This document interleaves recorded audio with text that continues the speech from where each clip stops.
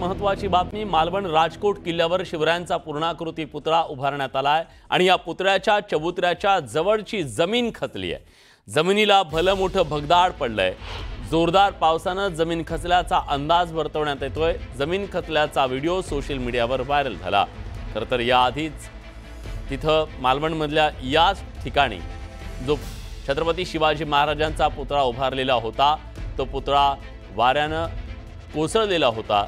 त्यानंतर नवीन पुतळा तिथं उभारण्यात आलेला आहे आणि त्याचं बांधकाम सुद्धा पूर्ण झालेलं आहे। अशा वेळी इथली जमीन खचलेली आहे, त्यामुळे काही प्रश्न उपस्थित केले जात आहेत। इथल्या पुतळ्याच्या सुरक्षेला याचा काही फटका बसतो का हे पाहावं लागेल, कारण अगदी जवळच हे भगदाड पडलंय। प्रसाद पाताडे आपले प्रतिनिधी आता आपल्यासोबत आहेत। प्रसाद, या सगळ्या घटनेची कशी दखल घेण्यात आलेली आहे? काय कारण आहे की इतक्या आत्ता काम पूर्ण होत असताना हे इतकं मोठं भगदाड?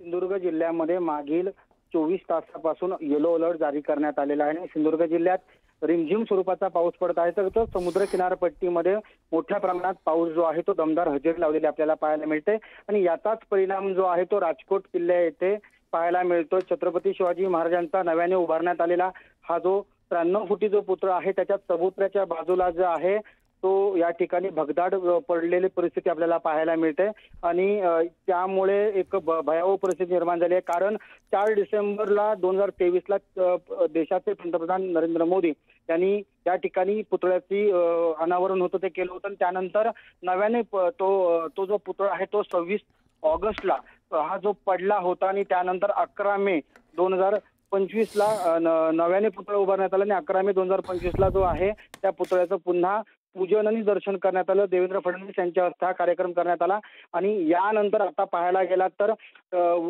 जो राजकोट येथील छत्रपती शिवाजी महाराजांचा 93 फुटी तलवारधारी जो पुतळा आहे त्याच्या परिसरामध्ये जो चबुतरा आहे आणि या चबुतराच्या बाजूला जो भगदाड पडलेला जो व्हिडिओ आहे तो व्हायरल होताना प्रसार माध्यमांमधून पाहायला मिळतोय। विलास सर, धन्यवाद तुम्ही दिलेल्या सगळ्या सविस्तर माहितीबद्दल। आशा करूया की चबुतऱ्याला याच्यामुळे कुठला धोका निर्माण होणार नाही, तातडीनं याची दखल घेऊन कार्यवाही केली जाईल अशी अपेक्षा व्यक्त करूया।